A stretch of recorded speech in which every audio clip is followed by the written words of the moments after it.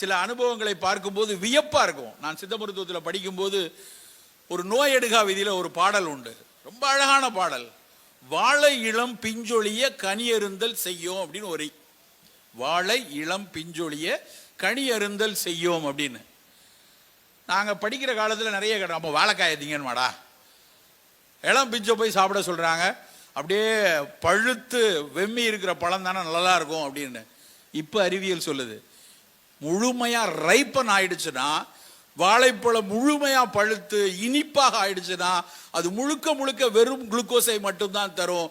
சற்றே காயா இருந்ததுன்னா, ஒரு பிஞ்சாக இல்லை என்றால் பழுப்பதற்கு முந்தைய நிலையில் இருந்தால் அது பூரா ரெசிஸ்டன்ட் ஸ்டார்ச். அந்த ரெசிஸ்டன்ட் ஸ்டார்ச் உடலுக்கு நல்லது. எங்கேயாவது சர்க்கரை வியாதிக்காரங்க சொல்லுவாங்க, சார் நீங்கள் வாழைப்பழமே சாப்பிடக்கூடாதுன்னு சொல்கிறீங்க, ஒரே ஒரு வாழைப்பழம் சின்னதாக சாப்பிடலாமான்னு கேட்பாங்க. அப்போ அதை ஒரு பிஞ்சா சாப்பிட்டுக்கோங்க, ரொம்ப பழுக்காம சற்று காய்வாய்ப்பட்ட ஒரு பழமா கொஞ்சம் எடுத்துக்கொள்ளுங்க, ஏன்னா அந்த ரெசிஸ்டன்ட் ஸ்டார்ச்சுக்காக. இந்த வாழை இளம் பிஞ்சொழிய கனியருந்தல் செய்யும் எழுதுனவனுக்கு ரெசிஸ்டன்ட் ஸ்டார்ச்சும் லோ கிளைசமிக் இண்டெக்ஸும் தெரியாது. ஆனால் அவர்களுக்கு அதை விட வலுவான அனுபவம் தெரியும். அந்த பிஞ்சா சாப்பிட்டவர்கள் மிகச்சரியாக இருந்திருக்கிறார்கள் என்பதால் தான் அந்த வரியை அவர்கள் எழுதுறாங்க. நண்பர்களே,